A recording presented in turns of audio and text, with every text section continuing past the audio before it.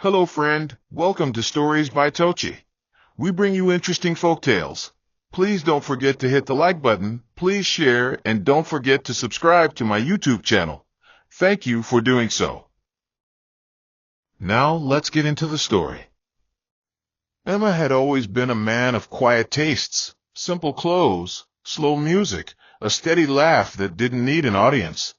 So when he stood by the window that late evening, fingers fiddling with the window blind cord, watching Clara stretch on the living room couch like a cat in heat, he didn't recognize the feeling twisting in his chest. It was not lust, no. It wasn't even fear. It was a quiet alarm, the kind that rings without sound but unsettles the mind like thunder in a clear sky. He watched her, a woman who was not his wife, lounging in a house that wasn't hers, barefoot, legs crossed, wearing one of Tina's silk robes like it had always belonged to her shoulders. The robe fell open just enough to make Emma blink. The day was only 2 days past their wedding, and already their house, this supposed castle of beginnings, had been breached not by a stranger, but by a friend dressed in the colors of trust. He turned away quickly, jaw tightening, and walked to the bedroom, where Tina was sitting cross-legged on the bed with a bowl of roasted cashews and a half-lazy smile curling her lips. He cleared his throat and sat at the edge of the bed. "Babe," he said, his voice careful like a man tiptoeing on cracked tiles, "when is Clara leaving?" Tina didn't flinch. She reached for another cashew. "She just came from Greendale. That's hours away, you know that. Let her rest a bit before heading back." Emma nodded slowly. "She's been here a week before the wedding, and now we're married." "I thought maybe," his voice trailed off like smoke. Tina laughed lightly. "You want her to pack and vanish on the night of your wedding?" "Emma, let the girl breathe. We'll be gone for a week for honeymoon. Let her stay till we return." Emma said nothing, but inside something quiet folded its arms and sat on his chest, watching. The morning after their wedding had been filled with soft light and the scent of new bed sheets, laughter bubbling between them like warm water in a kettle. Emma had woken up beside Tina with gratitude on his lips, whispering silent thanks to God for a woman whose laughter curved like sunlight on water. But that warmth now competed with an unspoken fog in the air, Clara's presence. At first it was subtle, a toothbrush beside theirs in the bathroom, a lipstick smudge on one of Tina's wine glasses, the way she'd laughed too hard at something Emma barely said. She wasn't rude. No, Clara wore courtesy like a second skin, but there was something behind her eyes, a knowing glint, like a cat that had knocked over a vase and watched you clean it up. Emma caught it once in the reflection of the TV screen while she spoke to Tina. It made his stomach turn. Still, he said nothing. He'd been raised to be polite, to give people space, to not stir water that looked calm on the surface. So he kept his peace, swallowing the awkwardness like a pill with no water. When he suggested to Tina again later that day that maybe Clara could return to Greendale while they were away, Tina had waved him off with a laugh. "She's not a leech, babe. She just wants to rest. She's been running around for me all month. Let her enjoy a few quiet days here. It's not like she's taking up your side of the bed." Emma had smiled faintly, even as something in his chest itched. "Okay," he'd said, "let her stay. But I hope we don't come back to find she's rearranged the furniture." Tina had giggled and kissed his cheek, calling him dramatic. But he wasn't. Not yet. He just didn't have the words for the shadow he'd begun to notice creeping between the cracks of their new beginning. Their trip to Ellavale was like stepping out of a heavy coat and into a song. The air was crisp and smelled like pine and ginger blossoms. Emma and Tina roamed the hills, hiked in silence and laughter, made love in rooms filled with the scent of warm wood and soft rain. It was a dream, carefully stitched from shared silences and silly moments, Emma teaching Tina how to skip stones, Tina sneaking photos of him while he shaved. For 7 days they folded into each other like puzzle pieces long kept apart, but every now and then Clara's name would hang between them like steam that wouldn't clear. Tina would casually mention how she hoped Clara was okay, if she remembered to water the flowers, or if she'd used the spare key. Emma would nod, but never answer. He didn't want to lie. He didn't want to tell Tina that he didn't trust her friend. He didn't want to say he feared coming back home, not because he hated Clara, but because he had started to dread the invisible lines being blurred in the house they hadn't even finished blessing. On the fifth night, while lying beside Tina under the stars, he almost whispered his discomfort. But her hand was tracing letters on his palm, and her eyes were dreamy, and the moment didn't deserve shadows. So he stayed silent, and Clara stayed in their home, the quiet spider tightening her web strand by strand. They returned to Eastmere on a Sunday evening when the clouds wore a heavy yawn and the roads were wet from a lazy afternoon rain. The gate creaked open slowly, and their front door opened even slower, as if the house itself was unsure how to welcome them back.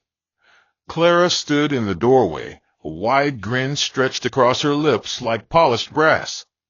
"Welcome back, honeymooners," she said, arms outstretched.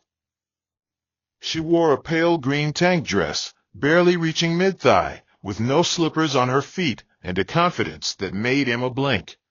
Tina laughed and hugged her while Emma forced a small smile. He noticed her perfume was Tina's.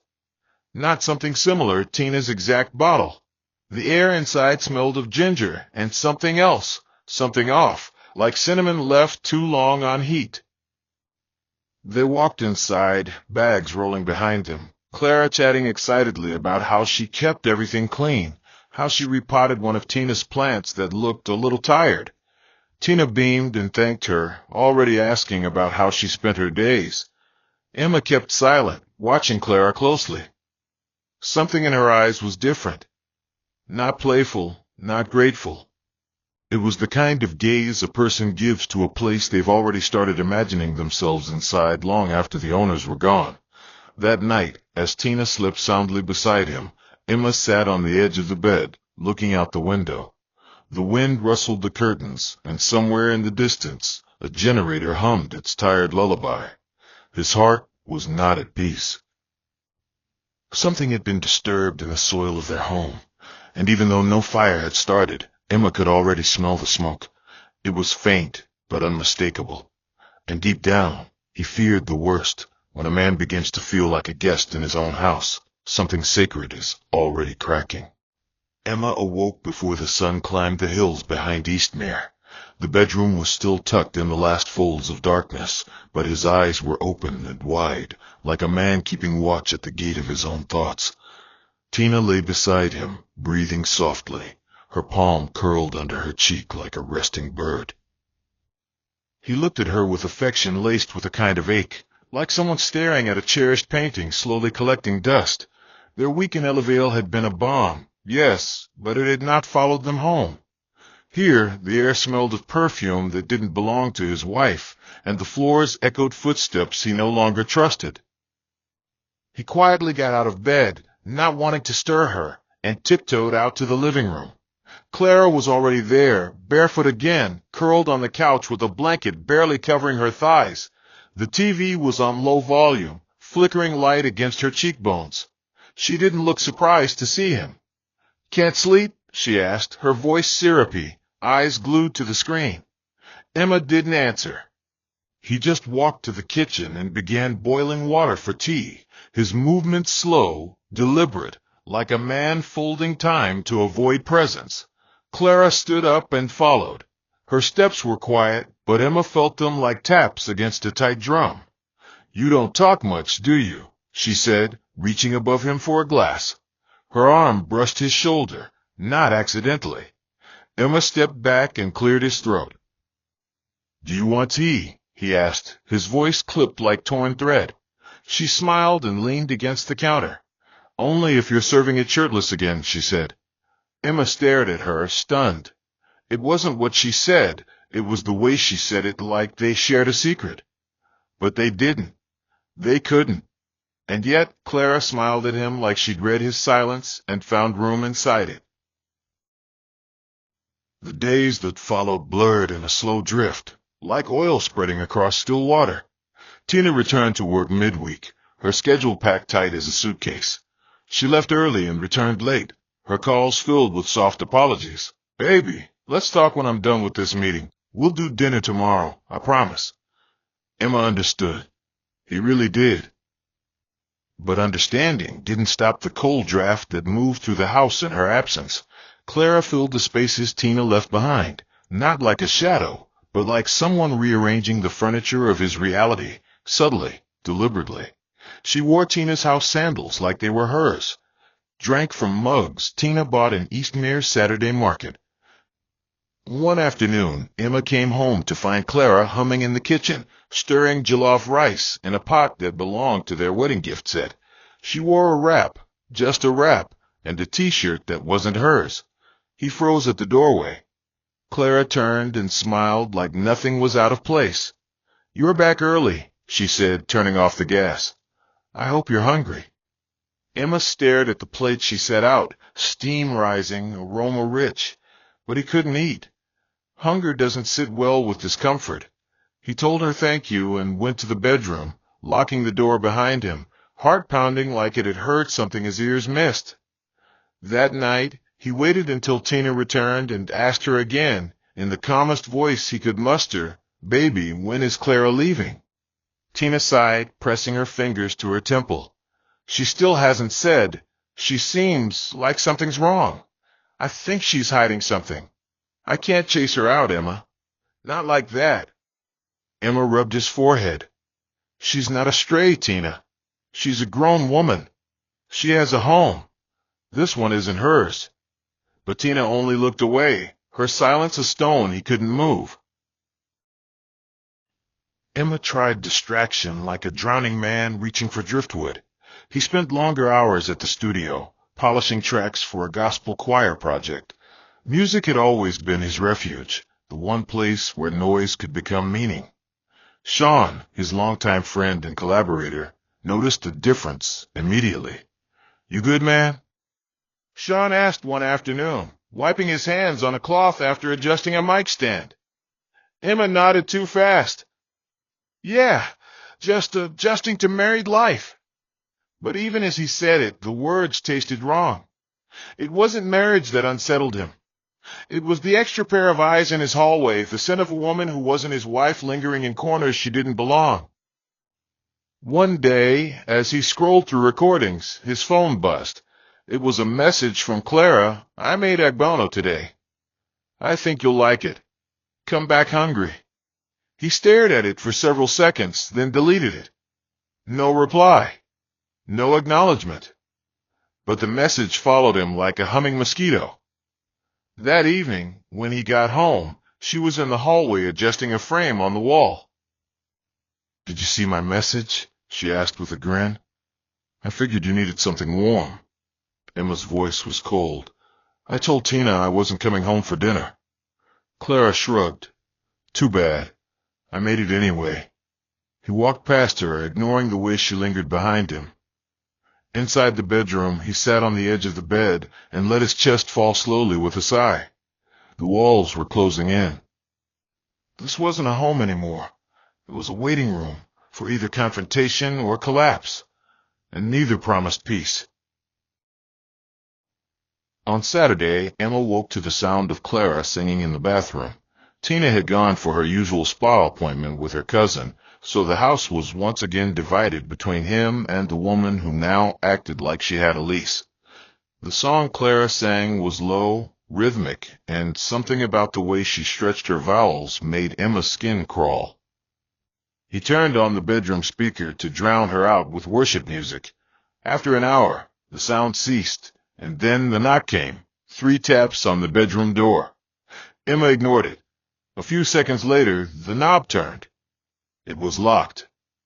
Clara giggled outside. "You're hiding from me now?" she said softly. Emma stood up, anger flaring like hot oil. "Clara, I'm not doing this with you." "Respect yourself." She didn't respond. Her footsteps faded, but the damage was already done. That night, he told Tina everything. Not in anger, not even in panic. Just truth, laid down like cards on a table. Tina listened, eyes narrowing in confusion, hurt, and disbelief. "You're saying she's coming on to you?" Tina asked, voice tight. Emma nodded. "I haven't touched her. I never will. But I can't live like this, pretending not to see what's happening." Tina was silent. Not a good silence. Not the kind that leads to healing. It was the silence of a woman who didn't know whether to defend her friend or her marriage. And as they both turned to opposite sides of the bed that night, the quiet between them screamed louder than any quarrel ever could. Emma sat by the window that Sunday afternoon, eyes locked on the lone hibiscus shrub in the front yard that had begun to wither around the edges. The sun was hiding behind layers of cloud, and the wind carried a kind of hollowness that had nothing to do with weather. Inside the house, silence stretched across the walls like an unwanted tenant, and even the clock ticked in a rhythm that felt heavier than usual. Tina had gone to visit her mother in Greenwood earlier in the day, and Clara was somewhere inside, moving about with the calm boldness of a woman who had read the room and chosen not to care. Emma's thoughts were tangled, his conscience tugging on one end, his growing resentment pulling the other. His phone buzzed beside him, a text from Tina. "We should talk later. I'm thinking about everything." He didn't reply. He just stared at the screen until it dimmed and the reflection of his own tired face stared back. Clara walked past him, wearing a sky-blue dress that could barely be called modest. She didn't speak, just smirked slightly, as if waiting for his eyes to follow her. But Emma's eyes didn't move. He kept them fixed on the outside, where the breeze shuffled dust and dry leaves down the road, like forgotten plans. Minutes later, he heard the soft creak of the kitchen door and the clinking of utensils. She was cooking again, like she had been assigned the role of wife in Tina's absence. The very thought made his jaw clench. There was an intrusion here that went beyond presence. It was emotional graffiti, silent but jarring, and each day it became harder to ignore. Emma stood up slowly, walked to the bathroom, and turned on the shower. Not to bathe, but to drown out the sound of this house that no longer sounded like home. That evening, Emma drove aimlessly through the winding streets of Eastmere, passing stores he used to frequent, roads lined with the ghosts of simpler days. The car stereo played a soft jazz melody, but his mind was a crowded room, voices echoing from every corner. He pulled up outside Sean's place without planning to, a habit his feet had formed long before his heart caught up. The compound was quiet, but the scent of roasted plantains drifted faintly from somewhere nearby. Sean opened the door in sweatpants and a faded tee, his face lighting up with a curious smile. "Man, you look like yesterday's war," he said, motioning him in. Emma chuckled weakly. "I needed to sit somewhere that didn't smell like drama," he replied. They sat in the living room, sipping water that tasted colder than his kitchen ever managed. Emma spoke slowly, peeling the story layer by layer, like old paint off a tired wall. Sean listened without interrupting, his brows rising only once, when Emma described the bathroom door jiggle. "That's bold," Sean finally said. "That's not friend behavior. That's full-blown siege." Emma sighed and rubbed his eyes. "Tina thinks she's just emotionally off balance. She says Clara might be dealing with personal stuff. But I keep wondering, at what cost? How long do we let people sit in our lives with muddy feet just because we're scared of asking them to leave?" Sean nodded. "You know what's worse than cheating?" he asked. "Being disrespected in your own marriage while staying loyal. That's a different kind of betrayal, when the storm isn't you, but you're the one it drowns." Emma swallowed hard. He knew his friend wasn't wrong, but every choice now felt like pulling at a thread that could unravel the only thing he truly valued, his union with Tina. Still, he couldn't keep circling this fire and acting surprised by the heat. Something had to give. By the time Emma returned home, dusk had begun to bleed into the night, and the compound lights glowed softly like eyes half open in slumber. He let himself in quietly, unsure of what he'd find. The air was thick with the smell of stew, rich, spicy, and unmistakably well made. Clara was on the couch, scrolling through her phone like she had been born on that cushion. "Hey," she said casually. "I made dinner. I didn't know what time you'd be back, but you can warm yours." Emma walked past her without a word, into the kitchen. The table was set, neatly, too neatly. Cutlery aligned like a photo shoot, napkins folded like fans. He opened the pot and saw a goosey soup thick with goat meat. A part of him wanted to scream, not because of the food, but because of the message it carried. This wasn't hospitality. This was a message, a claim, an invitation he never requested. He covered the pot and turned off the lights. As he walked back into the hallway, Clara met him by the edge of the corridor. "You won't even taste it?" she asked, voice dipped in mock hurt. Emma stopped and looked at her. "You need to leave," he said flatly. She blinked. "Excuse me?" "You heard me," he said. "Pack your things. I'm not doing this anymore." But before she could answer, the front door opened, and Tina walked in. Her eyes moved from Clara to Emma, and in that instant, silence became a weapon. Clara quickly stepped back, but Tina raised a hand. "What's going on here?" she asked, voice low. Emma didn't speak. He didn't have to. The scene spoke for itself. Clara opened her mouth, but Tina cut her off with a sharp glance. "Answer carefully," she added, her voice sharp as snapped glass. And just like that, the house that had simmered with quiet tension finally boiled over. Later that night, the three of them sat in the living room, air stiff with accusation and unspoken truths. Emma sat beside Tina, his fingers woven tightly, while Clara perched on the far edge of a chair, no longer relaxed, her posture tight with nerves. Tina had asked them both to speak, and now the weight of that request sat like a stone between them.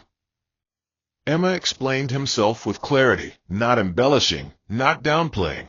He spoke about the way Clara dressed, her attempts at touch, her messages, her behavior in Tina's absence. He didn't dramatize it. He simply placed the truth on the table and let it breathe. Clara, in turn, laughed bitterly and called it a misunderstanding.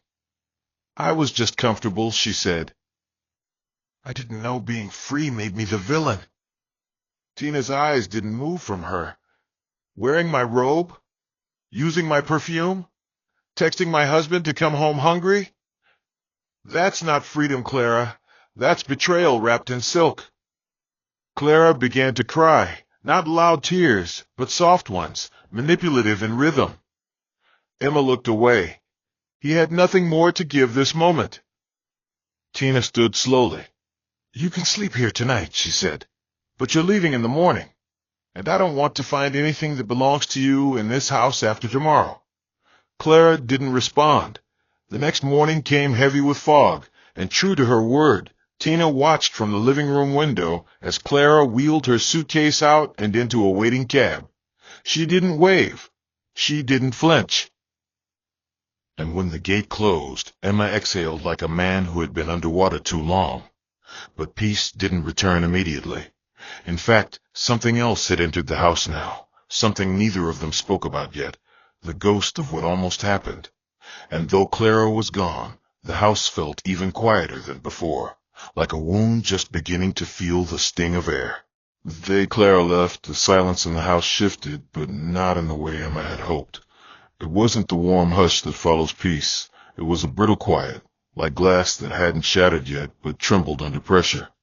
Tina spent most of the morning in their bedroom, not speaking much, her movements deliberate and clipped, as though conserving energy for thoughts that weighed heavier than words. Emma moved around the house like someone afraid of knocking something over, even though there was nothing in sight but their furniture and the lingering scent of Clara's perfume on a throw pillow no one wanted to claim. He stood by the sink rinsing a plate, water running over his knuckles, but his mind was elsewhere, looping over every moment Clara had stepped too close, every look she threw when Tina wasn't watching, every line he had to cross just to stay loyal to the woman he married. He heard Tina open the wardrobe behind him, followed by the soft thud of shoes being rearranged, the rustle of hangers being pushed. Not a word.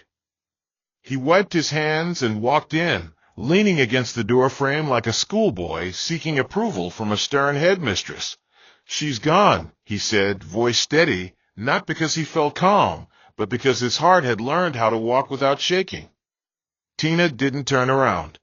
She pulled out one of her long gowns and folded it, setting it neatly on the bed. "Good," she replied. Just one word, but it landed like a door closing. Emma moved closer.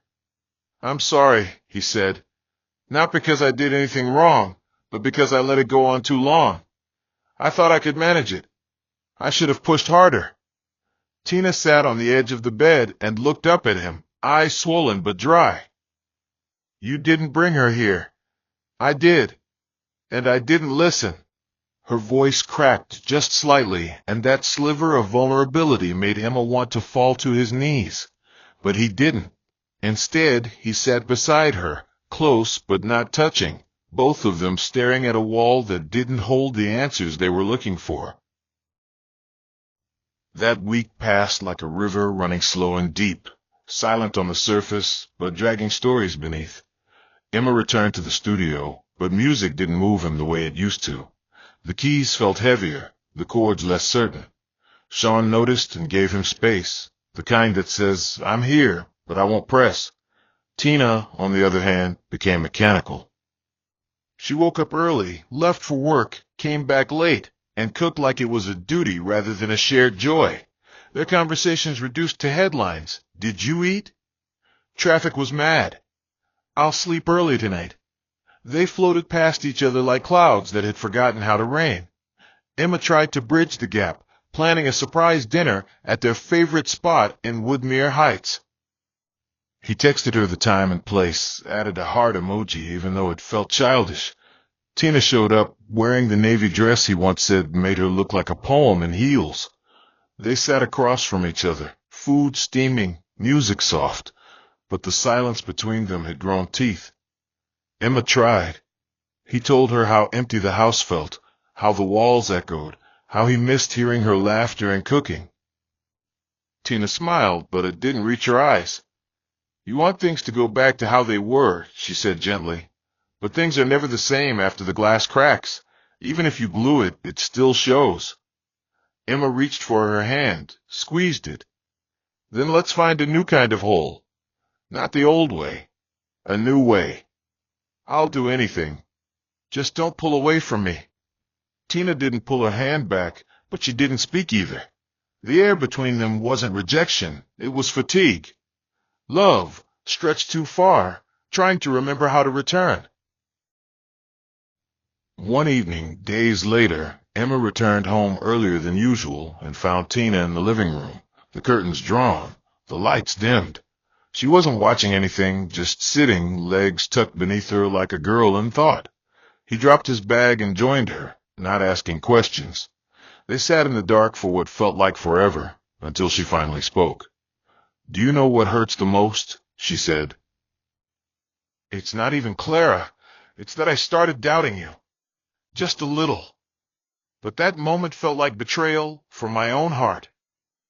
Emma turned to her, eyes wide. "You had every reason to. I didn't blame you then. I still don't." Tina shook her head.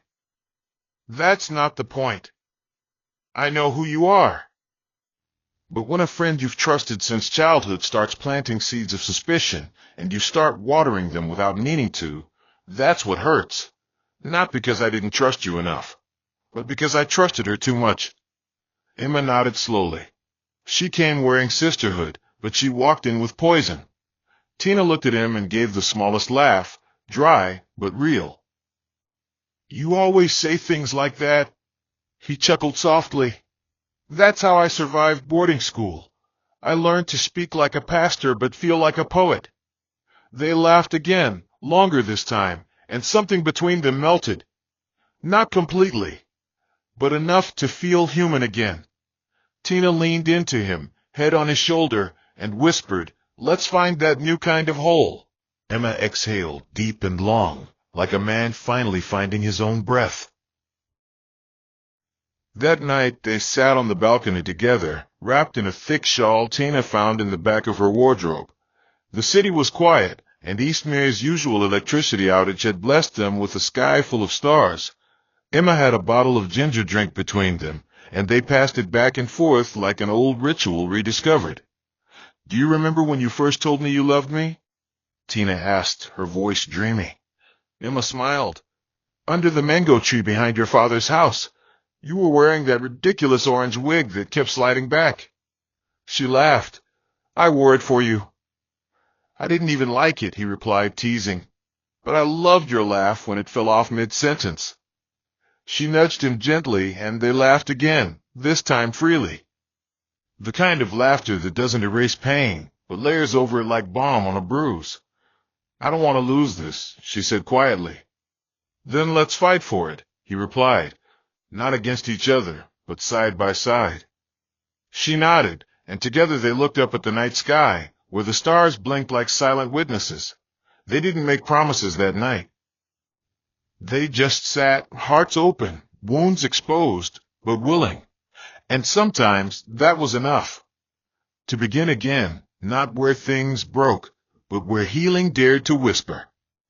Emma awoke to the sound of light tapping against the window pane, the soft kind of rain that didn't come to flood, only to remind the earth it was still being thought of. He turned over slowly and found Tina already awake, lying beside him but facing the other way, her breath steady, her back curved like a comma in a long, unspoken sentence. For a moment he just lay there, wondering if peace could grow roots again in this soil of theirs. He wasn't naive. He knew forgiveness was not a switch to be flipped, but a garden that required stubborn watering. Still, the little moments, the laughter on the balcony, the shared silence in the dim-lit living room, had begun to stretch threads across the rupture. He reached out and brushed a lock of hair from her neck, and even though she didn't respond, she didn't move away. It was enough for him to rise, stretch, and start the kettle in the kitchen. The house felt different these days. Clara's absence had created a kind of echo, not just in sound, but in rhythm. No more half-heard humming in the hallway, no scent of borrowed perfume on freshly washed towels, no second bowl on the dining table set out without asking. But it wasn't just her physical absence that haunted the space. It was the memory of what nearly shattered everything. Tina joined him in the kitchen quietly, wearing his oversized tee and dragging her feet in house slippers that squeaked slightly. She didn't speak, just leaned against the counter while the water boiled, and Emma poured her a cup of tea the way she liked it, without sugar, just a squeeze of lime. She took it, sipped slowly, and looked at him over the rim of the mug. "Thanks," she said. It wasn't the word itself, but the softness behind it that made something in him settle. Like a tight knot had loosened inside his chest without him noticing. Later that afternoon, they found themselves cleaning the house, not out of necessity, but out of rhythm. One of those chores you do not because dirt demands it, but because your heart needs movement to clear the fog. Tina took the bedroom, while Emma swept the living room and rearranged the pillows that had become bent and exhausted from weeks of tension. He dusted the television stand, wiped down the glass table, and even polished the door handles, pretending that his heart wasn't racing each time he approached a place Clara had once leaned or lingered. Tina emerged from the room with a box of Clara's forgotten belongings, 2 pairs of earrings, a slim bottle of lotion, and one of her scarves knotted at the corner like someone had tried to tie a secret into it. She placed the box near the door and exhaled. "I don't want to keep anything that reminds me of what we almost lost," she said. Emma nodded, then surprised himself by asking, "Do you think she meant to destroy us?" Tina paused, her fingers tightening around the edge of the box. "I don't know. Maybe not at first. But I think some people are so used to being the center of the story that they resent any plot that doesn't revolve around them." Emma leaned back against the wall, thinking. "She acted like our home was a waiting room, like she was just biding time until something cracked." Tina met his gaze. "She wasn't the one I had to worry about," she said softly. "It was you. But you stood." "I stumbled, Tina, but I didn't fall." "And I saw you catch yourself," she replied. "That matters." They didn't hug, didn't kiss, just stood in the doorway of a moment that could have gone either way and chose to lean into grace. The next day, Emma received a text from Clara. He was in the studio again, fingers coaxing melody from a stubborn keyboard when the message flashed across the screen. It was short, "I'm sorry. I never should have stayed. I hope she forgives you. Tell her I never meant for any of it to go that far." He stared at the words for a while, reading between the lines, knowing there was more beneath them, layers of denial, defense, maybe even delusion. But he didn't reply. Not because he hated her, but because some bridges don't deserve repairs. When he returned home that evening, Tina was folding laundry on the couch, the TV playing some old Nollywood film they both used to joke about. He sat beside her, handed her his phone without speaking. She read the message, her face blank, then handed it back. "Do you want to reply?" she asked. "No," he said. "I just didn't want to delete it and pretend it didn't happen." Tina folded the last blouse and placed it gently on the pile. "Good. Because we're not rewriting history. We're building from it." Emma looked at her and nodded slowly. "Then let's start building something stronger, brick by brick." Tina smiled. Not wide, not dramatic, just a soft curve that felt more permanent than any kiss. And just like that, they returned to the ordinary, folding socks and sharing silence. But this time, it wasn't hollow. It was full of things they didn't need to say out loud anymore. That weekend, they visited Tina's mother in Greenwood, a quiet town where laughter often floated over fences and neighbors still borrowed salt without asking. Mama Gioma was in her usual wrapper and oversized blouse, barefoot, her smile as wide as ever. She hugged them both, one arm for each, and pulled them into the kitchen where she'd been pounding yam. The smell of egusi and firewood danced through the air.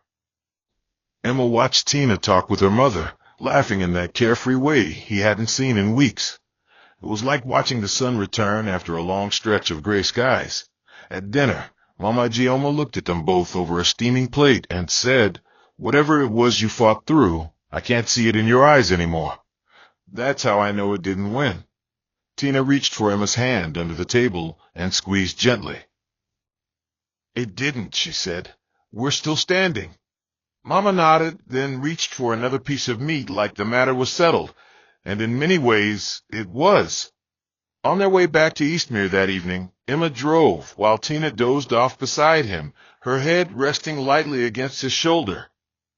The radio played soft jazz, and the streetlights blurred past like golden brushstrokes on canvas. Emma didn't speak. He didn't need to.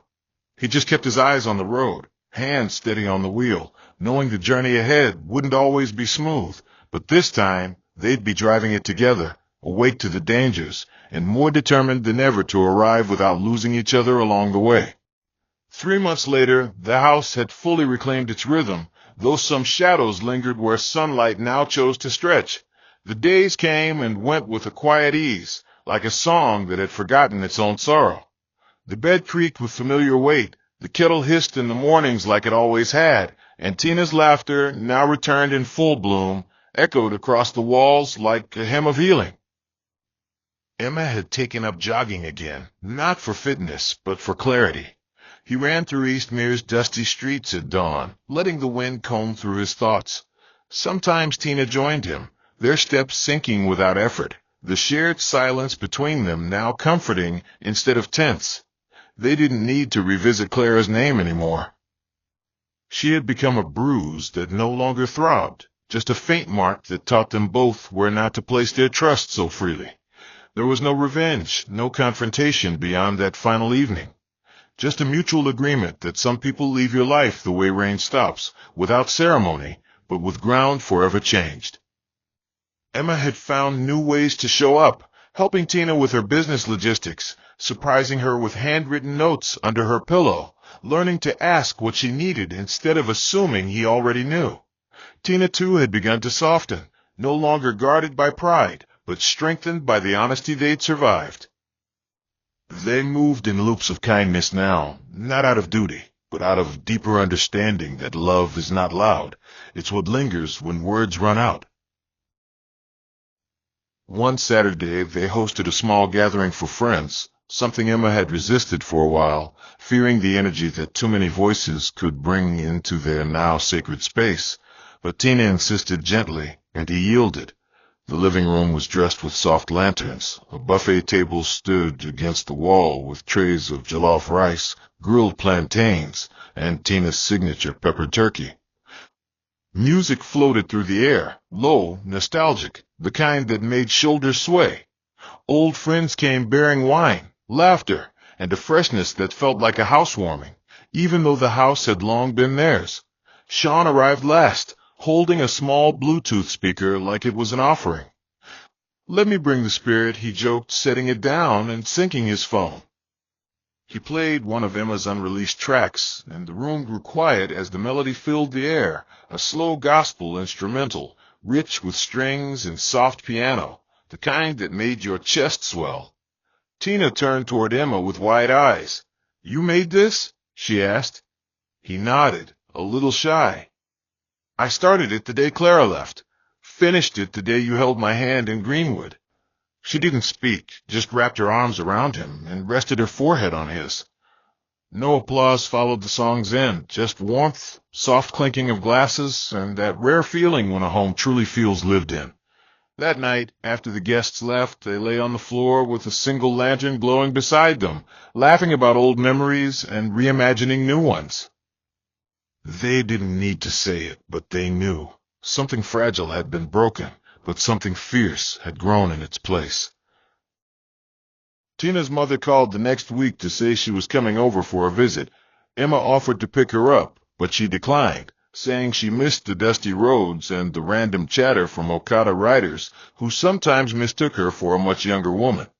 When she arrived, she brought with her the scent of wood smoke and the no-nonsense warmth of a woman who had buried stories deep in her bones. After her second cup of Zobo, she looked around the living room and nodded. "This house has a new spirit now," she said. "Before, it was like walking into a room that was pretending to smile. But now, it's not pretending anymore." Tina smiled faintly, wiping her palms on her wrapper. Emma chuckled. "We've been doing our homework," he said. Mama Ijoma leaned in, eyes narrowing playfully. "Marriage is not a certificate, Emma. It's not even the rings. It's how you both handle the silence between storms. Some people hear thunder and scatter. Others sit close and wait it out together." Tina reached for Emma's hand. He didn't squeeze it tightly, just held it gently, like someone holding on to something they had nearly lost once and now understood better. Mama Ijeoma stayed till sunset, leaving behind a tray of her hand-wrapped chin-chin and a quiet affirmation they didn't ask for but needed. That evening, Tina and Emma took turns reading scriptures aloud from Proverbs and Psalms, not for religion's sake, but because something about the rhythm of holy words calmed their hearts. And when they prayed before bed, they didn't ask for anything grand, just more days like this, more quiet victories, more reminders of what it meant to rebuild with love, not bricks. In the months that followed, life didn't hand them perfection, but it gave them understanding, and that, they found, was more sustainable. They had disagreements, sure, about how to spend weekends, about whose turn it was to handle the leaking tap, about Emma's tendency to disappear into music, or Tina's habit of taking calls late into dinner. But the fights no longer felt like landslides. They felt like hills you climb and descend, tiring, but worth it. And each time, after the dust settled, they remembered to reach for each other, not to fix, but to remind themselves they still wanted to keep walking this road. One Saturday, while cleaning out the wardrobe, Tina found an old photo of her, Clara, and Emma, taken at the bridal shower. She stared at it for a while, then slid it into a brown envelope and placed it inside a drawer neither of them touched anymore. Emma noticed, but said nothing. Later that evening, she sat beside him and whispered, "I'm not angry anymore, but I don't want to remember her either." Emma nodded. "Then we won't." They turned off the lights, opened the windows, and let the evening air into the house. Somewhere outside, a neighbor played a slow saxophone tune, and the notes wafted through like smoke from a distant fire. They sat in the glow of their quiet room, heads close, legs touching, no words exchanged for a long while. And in that silence, something sacred bloomed, not a return to what they had before, but the beginning of something wiser, stronger, and more intentional. A home not built on fantasy, but on the fire that had not consumed them. Not every storm in marriage wears loud shoes. Some come in quietly, through a smile too wide, a friend too familiar, a silence too long.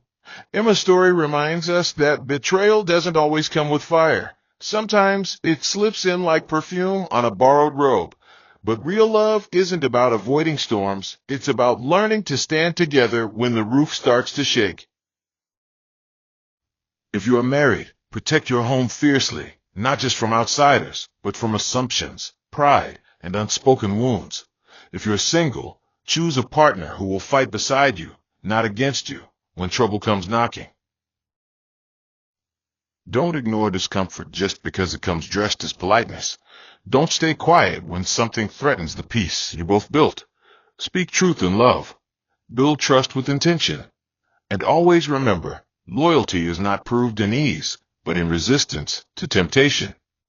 Heavenly Father, we lift up every heart that listened to this story, every husband holding on to faith, every wife protecting her peace, every home battling quiet storms.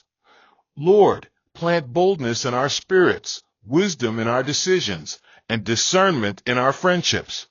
May we not be blind to snakes in friendly faces, nor deaf to the gentle voice of truth whispering within.